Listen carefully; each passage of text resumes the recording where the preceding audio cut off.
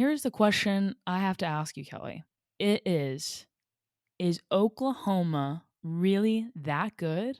I don't know. This might get me canceled in the softball Uh-oh, world, but uh-oh.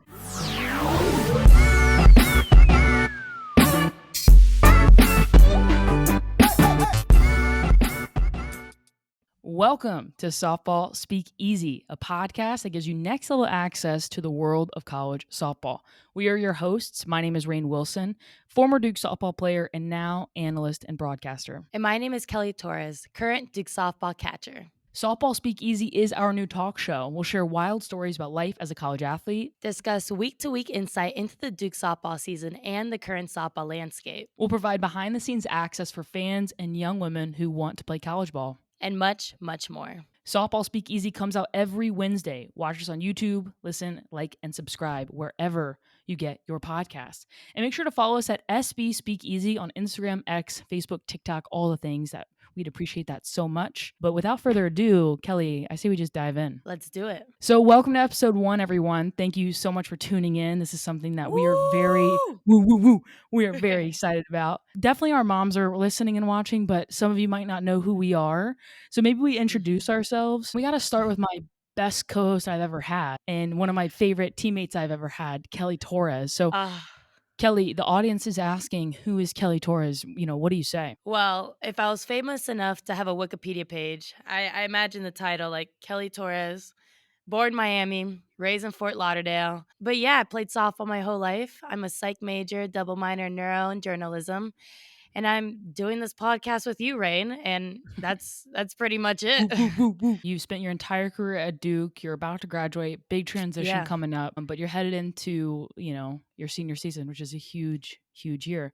And back when I was a senior, we actually played together for my very, very last year of softball. So we're going to talk a little bit later about how we were teammates and things like that. But for folks who don't know me, my name is Rain Wilson. Like I said, I actually started my softball career at James Madison University.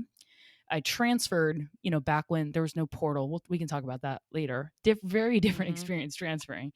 Went to Duke softball for the first ever season. Team 1, shout out. And then since then, left college, did some other things, and then got into broadcasting last year, which brought me right back into the sport that I absolutely love. So super excited to be here with you, Kelly, and to talk about the game from two very, very different perspectives. One from analyzing it, broadcasting it, and also from your perspective as playing it every week. Yep.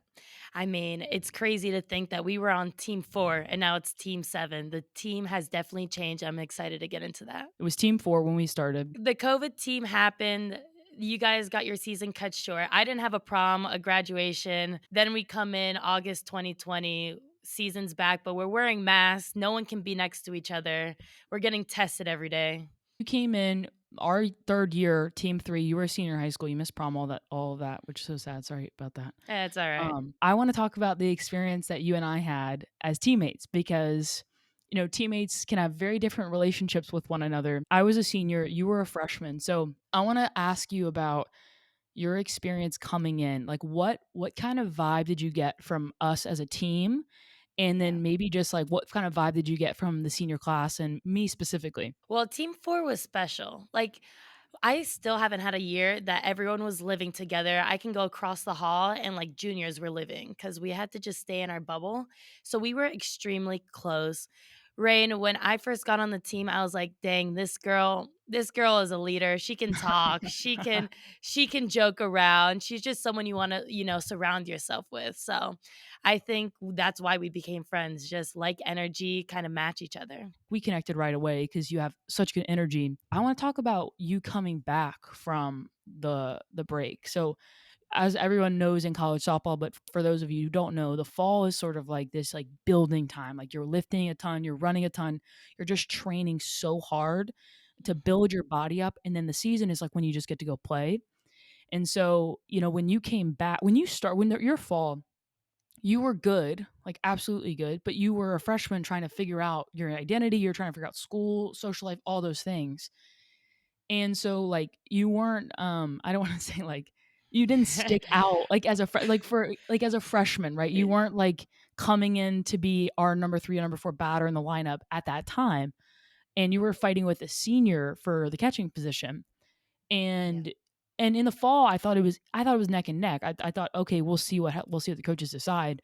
But then you came back from winter break, which is a defining period for any college softball team is winter break because you have 3 or 4 weeks by yourself and you've worked all fall, and it's like either you maintain, you get better, or you get worse. And most kids, it's your goal is to just maintain really. And for a lot of people, they get worse because they go home to freaking Idaho and they don't have a field to play on, things like that. There's all Yeah. kinds of reasons. Or they're just enjoying time with their family as they should. You came back a completely different player. You literally came back hitting the ball 250, like your throwdowns were like missiles every time. Like it was crazy. And that's when I knew I was like, that's a dog. Like I want to play with her. Like that's a dog. To leave and then come back like with Stop. the confidence. Like Yeah. what did you do over the break? I think at college, you get numbers, you get video, you get things that you never had before on your swing, your throws, your mechanics. And I think I just learned so much about myself in that one fall, like seeing your swing on repeat, on the hit tracks, using Rapsodo, things like that. And then I just found my own routine. And I think that was like, maturity piece. You're going home. What works for me? What doesn't work for me? I feel like in high school, you just do what your coaches say, your trainers say. But now you have this unique time that you're by yourself. You were coached every single day for hours on end of what your swing should look like and, what you need to do to get it there. And I think I just found this fire is like, I only have 4 years. I only have 4 years in this sport, and sadly, there's AU and things like that, but there's nothing like an MLB level, and so I'm treating this as my MLB level, and I think that shift in my mindset of, like, I'm finally here, I wanna make most of my 4 years is kind of what, like, put me into, like, it's dog time, and it's now or never. You really stepped in that role. And I think there's so many different directions freshmen can go in. You can go in internal and be like, woe is me, like I'm not playing well. Everyone around me is so good. Or you can go in your direction where you invest in yourself, you believe in yourself, and you come out better for it. Mhm, And so I want to go back a little bit though and ask you, when in your freshman fall mhm. were you like, oh, like this is like real, like this is hard. Oh my god, I know the exact moment. It was so we do this thing called chaos here where coach is pitching. You get one pitch, you're hitting. If you foul it off, you're out. If you miss, you're in the back of the line. And like you only get one pitch. If it's a ball, you can take yet another one.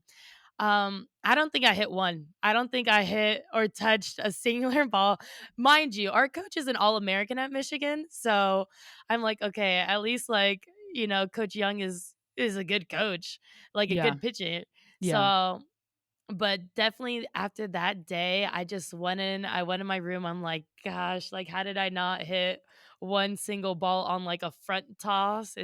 yeah.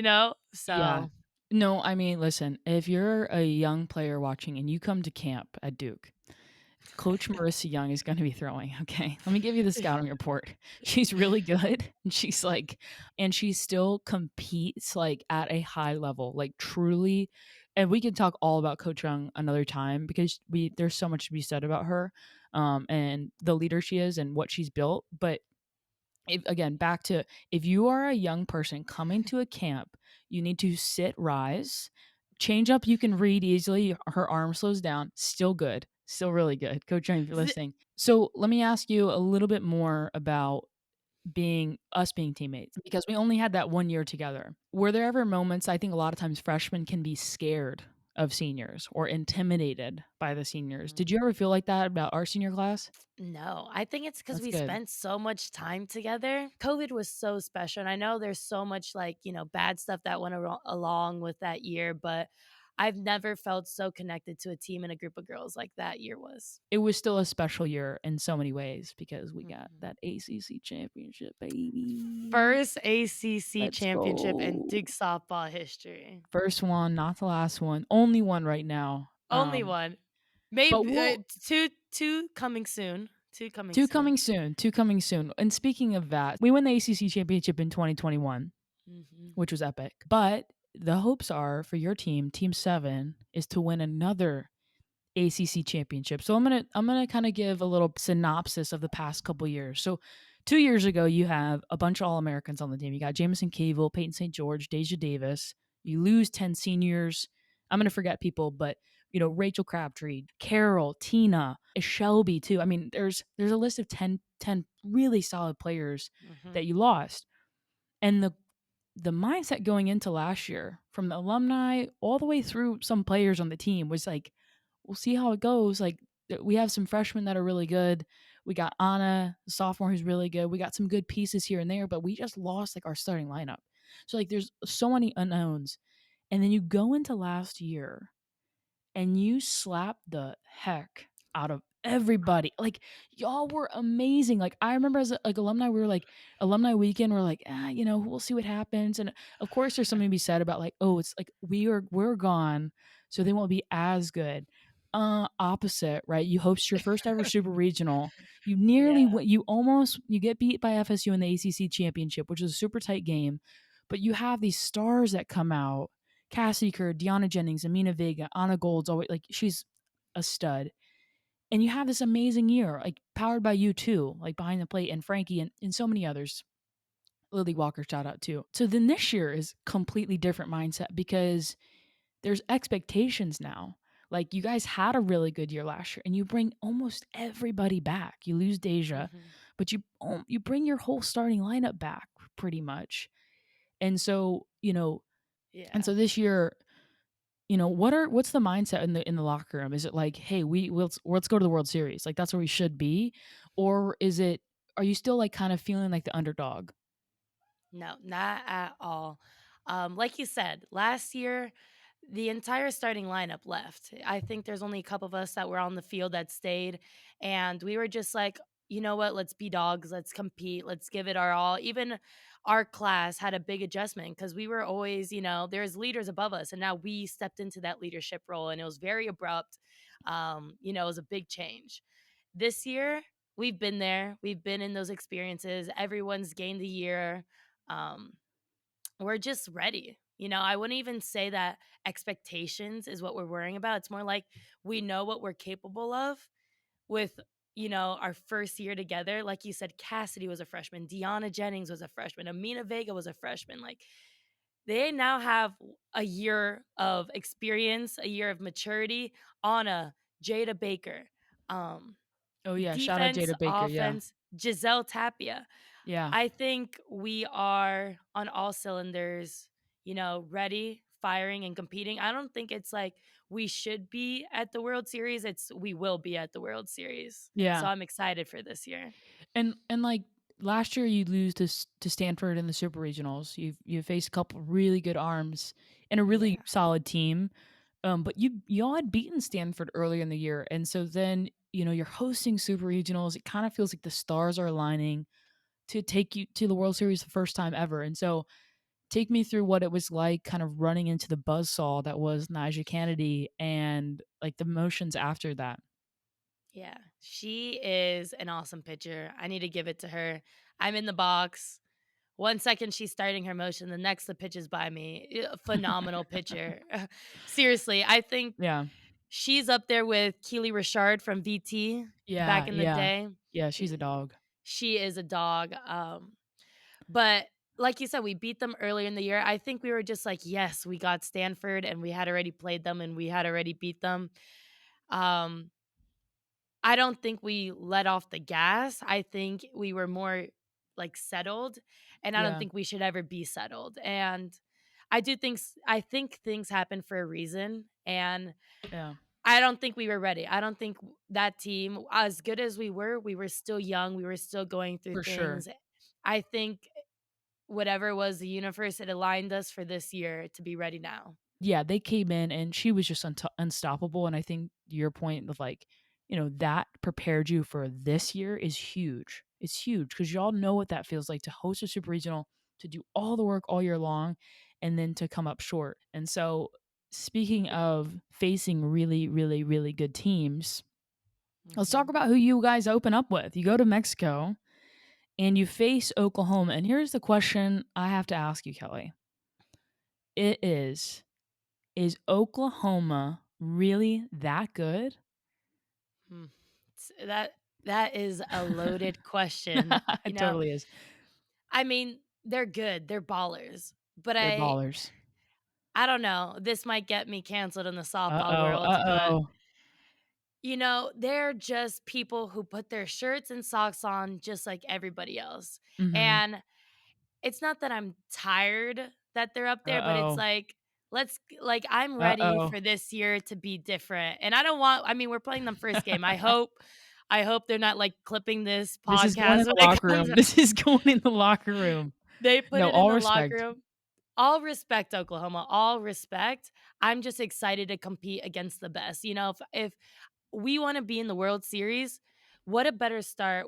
I can't think of anything better than starting Yeah, off with Oklahoma. That's prepping us for our goal, yeah, and I'm ready. It's not like, "Oh, we're playing Oklahoma, I hope we do good." No, like, we're putting up a fight, like, we're going in yeah. winning. For young softball fans out there and just softball fans in general, you don't have to be young, but you can learn a lot from how they play. And, when you talk about sports dynasties, we're getting into territory. They could win their fourth national championship in a row. Or we're talking John Wooden's UCLA. We're talking Gino Ariema's UConn women's basketball. We're talking Pat Summitt at Tennessee. Like we're talking Nick Saban, Alabama football. Like these women are doing something that I never thought could happen in modern day softball, and that is be a dynasty and be damn near unbeatable. And so the question for me, are they that good? Yeah, they're that good.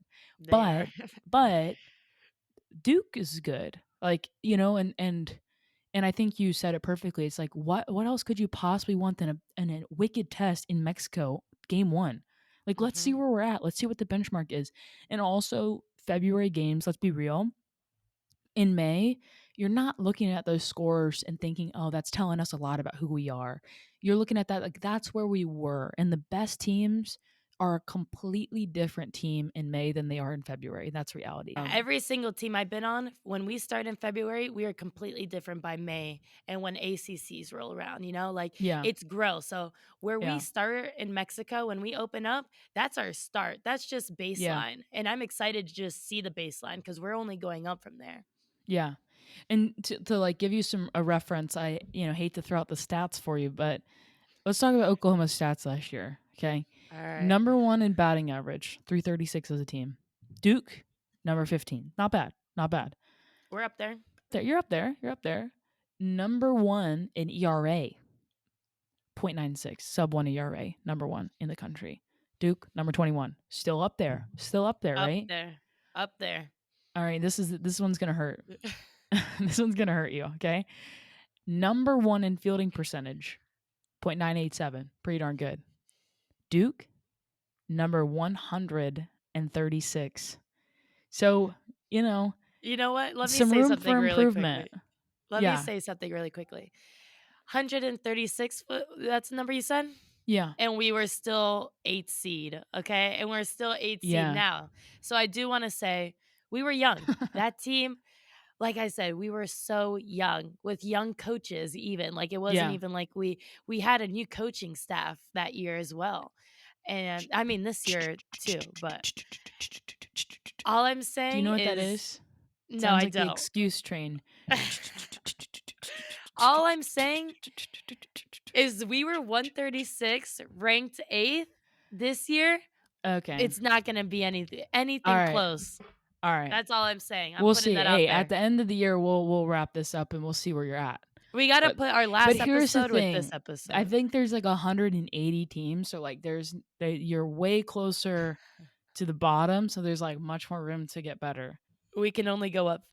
You can only go up from there. You can only go up from I there. mean, we could go down, but You we're only you go absolutely could go down. One thing that I think we should talk about next is, Oklahoma is really good on the field. They also have a pretty amazing fan base. I dabbled last year into the Oklahoma Sooners softball X world. What a wild place to be because those fans are so passionate. I don't think there's a single fan that tweets about Duke softball, but these Oklahoma Sooner fans, they are engaged in every single moment of the game. It's like there's someone getting taken out. Oh, like why are they getting taken out? Or it's like, oh yes, they should Yeah. have been taken out. Like, and so it's this huge world. And so for that team to like not only balance playing really well every game in, game out, even with the expectations, like they're expected to go undefeated and they do that or just short of undefeated last year. And then to also have like hecklers on Twitter from other schools too, like that is some serious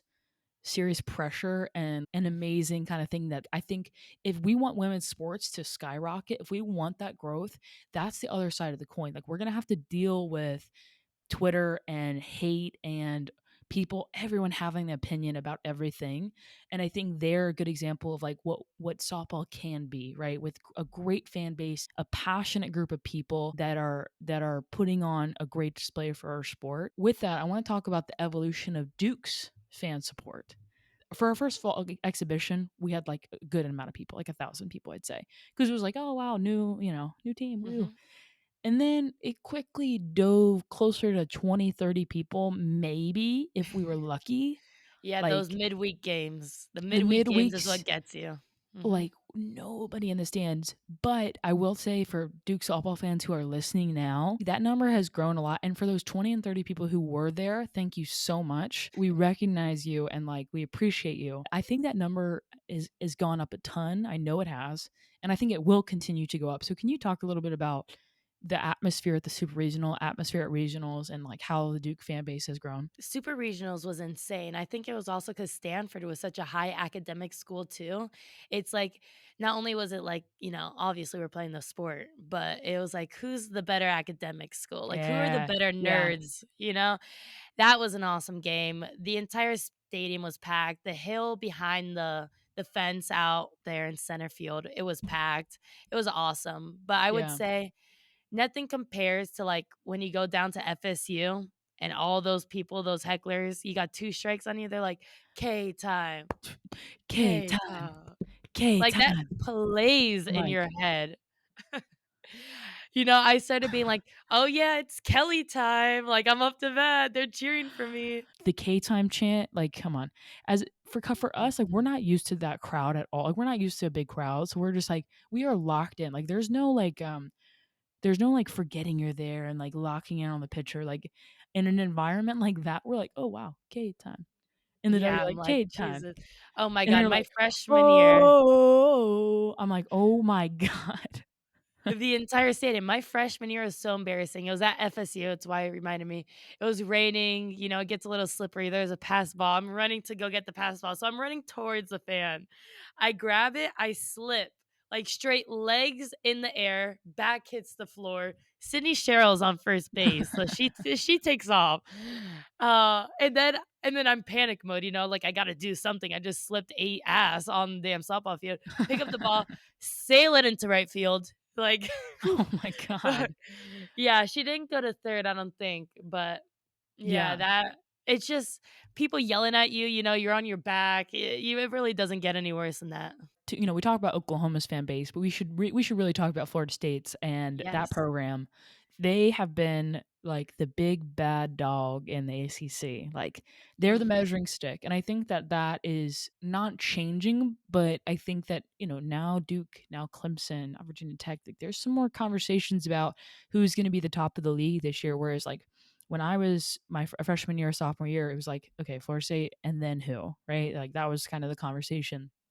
And talk about a passionate fan base, talk about a really like well coached team. Dude, I have a great story about Florida State. Team 1, right? We're like, team 1, we're going to try to like we're going to show up and show out against Florida State. Like we show up and we're like this is our moment. Like we're going to take a game, right? And team 1, just the backstory to folks, like Coach Young was trying to find warm bodies at the time to play, and so we weren't. I wouldn't say I wouldn't use the word depth to talk about our roster, including me. I was on the roster, so self-deprecating. But so so we show up. Okay, we get there like 3 hours early because that's how we warmed up. Then I have an entire bone to pick about that. But we get there 3 hours early. We're like talking through the pictures, like what she throws. Like this whole plan is coming together. We're like, yeah, we're gonna win. Like yeah, like this. The fans start coming in. We're like, oh yeah, this is it. And it's like 30 minutes before the game, and we're like, "Where are they?" Like, I haven't seen them at all. Like, Yeah. where is the other team? And we, like, look over and they're, like, kind of casually walking into the batting cages, like, la-di-da, like, take some hacks, like, it felt like they came in 30 minutes before the game. I know this is probably not true. I'm sure they came in plenty of time, but literally took some swings here, came on the field, and at the time, we had a big, I would say, motto called, "Move 'em, score 'em." You guys still talk about that? It's a great It's still a principle. thing. It's a Yeah. great principle. I'm not hating on the principle, okay? But, I would say we need a little bit more than 1 run to beat Florida State at the time. That's just my personal opinion about that. So, Mhm. anyway, so we get the leadoff runner on, we bunt them over, and then we eventually, like, there's a pass ball, we get a sac fly, we score 1 run in the 1st inning, and we are, like, lit. Like, we're like, "Our plan worked!" Like, "Our I plan is perfect!" Like, we are I can imagine the we dugout just we're like, going "Yes." crazy. We're like, "Yo, you see that? Like, welcome, welcome, we're Duke, baby." This Like, is Duke "Hey, what's up, softball. Tallahassee?" Like, "Let's go," right? Score 1 run. And so we're feeling it, we're feeling good. Florida State, I don't think I've ever seen those girls sweat ever, even in, like, a 1-1 ball game into the 10th. Like, they are, like, laxed and chill and, like, swagged out the whole time. Next inning, first batter, I wanna say it was Jessie Warren, who is a dog. She gets up, first Mhm. pitch, 280 feet. Whew. "Goodbye. See you later." Next, like, I swear, next batter, home run. Oh "Goodbye. my god. Lead gone. Now we're Back down." to back? And so they ended up, I think they won, like, 10-1 or something. And, Yeah, you got the first run of the game, though. you know, They and we were they proud. can't say that. They can't We say that. were so proud. I think we beat Florida State one time in my entire career, and it was in the ACC tournament. So they're a good team. Team They're a really 4. good team. And Coach Alameda, Coach Wilson are like, they're so good at what they do. Mm, And speaking of good teams and the way our sport is moving, we have to talk about NIL, name, yes. image, and likeness for folks who don't know. Basically, the kind of avenue for college athletes to make money. So I want to ask you, you know, Duke is a great softball program, top 10, but like not Florida State, not Oklahoma, not the one of these programs with massive fan bases. So what is the vibe with NIL? I feel like NIL, I mean, it's great. I'm so happy they made something for college athletes to make money, but I do think it's like, the certain type of people, like the Jordy Ball. Everyone Yeah, knows Jordy Ball, even if you don't know softball. Or like yeah, the Livy Dunn, the girl from LSU gymnastics. Like for sure. there are certain people that are just making like millions, car dealerships, whatever it Yeah, is. I know on our team does something with Mizuno, and that's nice. huge. But it's like, what are the normal, like me? I'd consider Yeah, myself like a normal day to day softball player isn't probably making any type of money. I yeah, would say like we can do lessons now. yeah. Um, I mean, And this market yourself. podcast, Yeah, you can market NIL yourself. Yeah. deals. If you want to, Yeah, shoot shoot anything us if you at us. guys are interested, like we are open to I'm down for anything. any and all sponsorships. But I do think it's like, if we can use our social media Yeah, for our, if I was to post some type of photo, it goes viral, then that's how it gets to the point of like an influencer. yeah. But other than that, I'd say the average person probably isn't making any money on it. A lot of questions are raised about like, oh well, what, there's such a huge disparity in between like Jordy Ball and what she might make versus Kelly Torres or anyone else. And the reality is like I think women in our sport are like, yeah, get your bag. Like it's about Mhm. time, right? Like I it mean, she's doesn't. well deserved, She is well deserved, and well like deserving. the question of like why no, this is another thing for folks who don't know. Jordy Ball played at Oklahoma, All American, one of the best players in the country, and then transferred to Nebraska, which is We a also play massive. Nebraska. Yeah, which you all play in the first 4 games, so you'll likely face a Jordy Ball, Mhm. which is a massive move in college softball. It was, like, the biggest move last year, maybe Kelly Maxwell going to Oklahoma too from Oklahoma State, and there's a question, "Oh, maybe she was just going after money." Like, first of all, none of your business. Second of all, like, who cares, right? Like, even if she Seriously. did, get your bag and also go play at home. Like, it's a win-win for her, be closer to family, and, like, And also, what an amazing moment in our sport for someone to be able to go to a school and immediately have this massive impact on the fan base and on the program. Like, Nebraska is a top 25 program right now Mhm. because she went there, and I do also for have a her little bit of a teammates. mixed opinions on that That's tough, because right? Yeah, yeah, go ahead. I'm mixed about it. Yeah, Like, Nebraska was never ranked, we never heard I mean, I don't know, I've never played them, so I can't say that they weren't good historically. I don't know that conference that well. yeah. But for now, one person to get on the team and now they're a top 20 team, I'm a little bit iffy. Like, I'm excited to go play them, but I don't think one player makes the team. I'm excited to see No. what Nebraska does, though.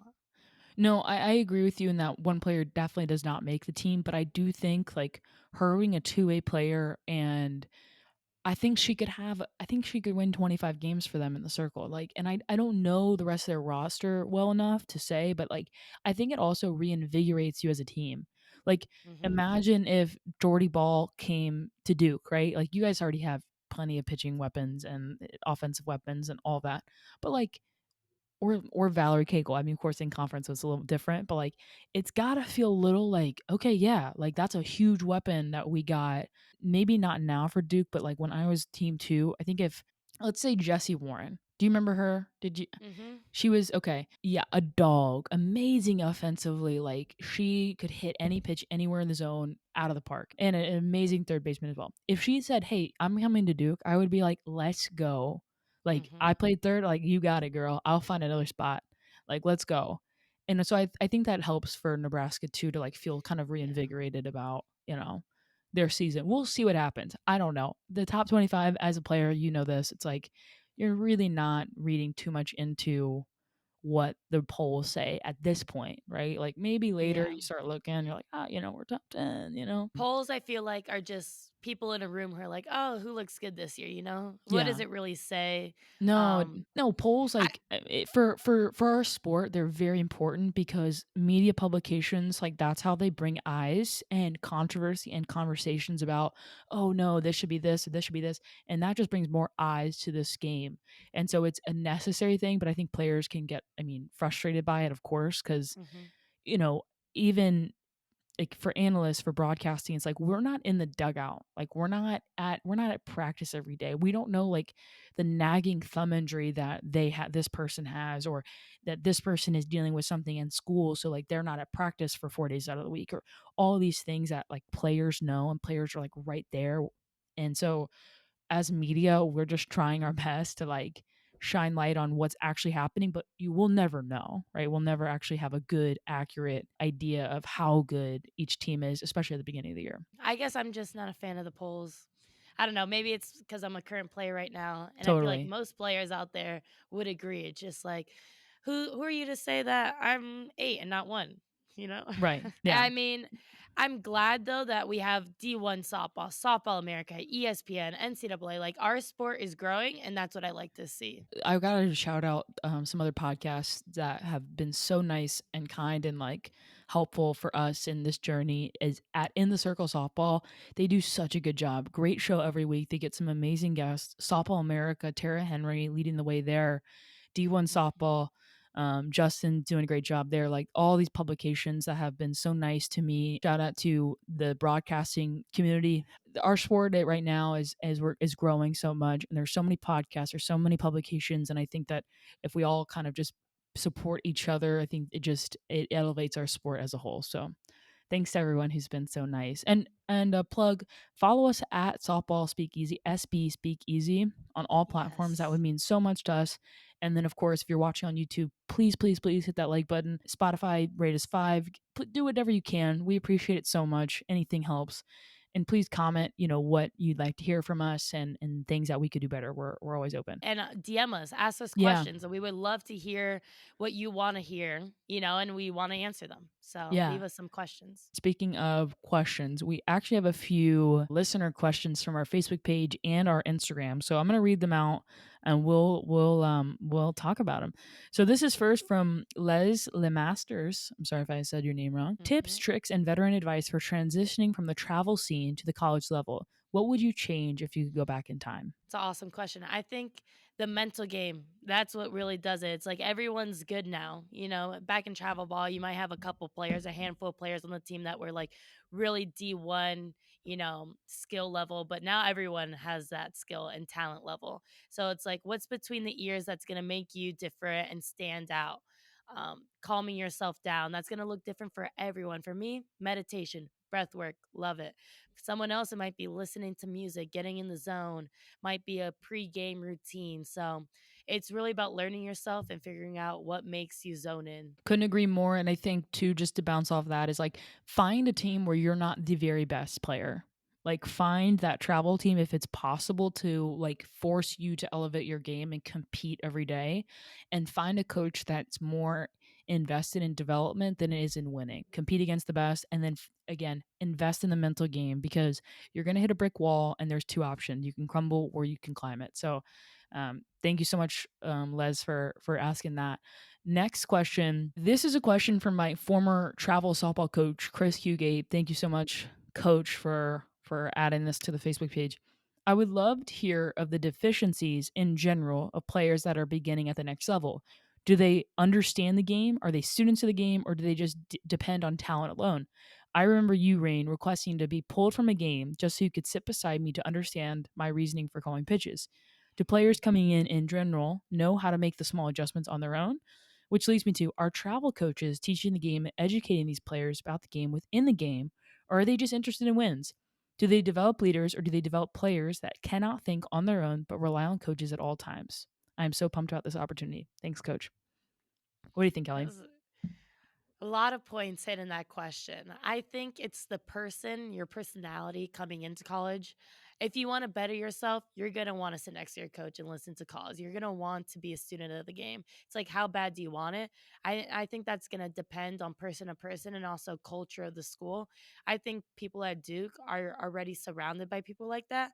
So if you're not doing it, you're the odd man out, you know? So Yeah. it's like, you want to be a student of the game because everyone around you is already a student of the game. I do think that we're trending in a direction where players are not learning how to play the game on their own. Like I think with pitch calling and the data that we have, and like coaches sitting on buckets with like all these pitches and just feeding the battery the play, or the pitch, I think that does trend into like not helping players develop. And coaches are doing a disservice to players if they're not explaining why we went rise ball in there, or why we went change up low and away after this happened. Like, and so I think that that's something that travel coaches could definitely improve on. But I do agree, Kelly. I think it's person to person, and I don't think it's a epidemic problem in our Yeah. sport. But I do think it could be better. I mean, I had teammates that didn't know what the infield fly rule was, which I think is Yeah. a huge problem. Yeah, yeah, I kind of agree a little bit. I coached a team over the summer back in South Florida, and the level of competition I feel like is just different. It's a different game.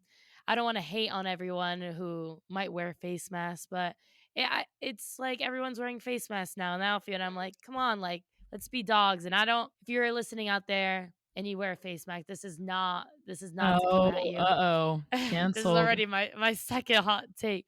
But I do think it's like it's trending in a different way. I don't know if it will Yeah, change the sport or not. Who yeah, will know? But I do think it's becoming maybe it might be the technology too. We have so much yeah, data.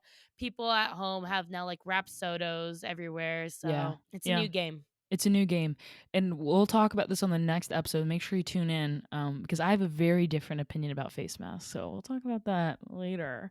But we'll do one more question from our Instagram. Well, let's go with our former teammate Caroline Jacobson. Said, "How did you decide to start a podcast?" I can take this one. So Go for it. I reached out to Kelly, and what our goal in this is to provide like a behind the scenes authentic representation of what it's like to not only be in a college softball season, but also to be from the perspective of an analyst in the booth. And so the goal was to kind of go beneath the like media basic headlines you see, and we'll talk really through like what it's like to be a college athlete and to play at a high level in our sport. And so I asked Kelly if she'd be a part of it, and I couldn't think of anyone better to do this with than Kelly because she's the bomb, and we are just so pumped for to get this going and to have fun with it. Well, team, thank you so much for tuning in to our first ever episode at Softball Speak Easy. Don't forget to watch Duke softball as they face Oklahoma in Game 1 in Puerto Vallarta. And thank you so much for watching, listening, viewing, and subscribing. Softball Speakeasy comes out every single Wednesday. Watch us on YouTube, listen, like, subscribe. You all get the vibe. And make sure to follow us at SB Speakeasy on Instagram, Twitter, Facebook, TikTok, all the things. We appreciate you so much. Thank you all for everything. Peace. Peace.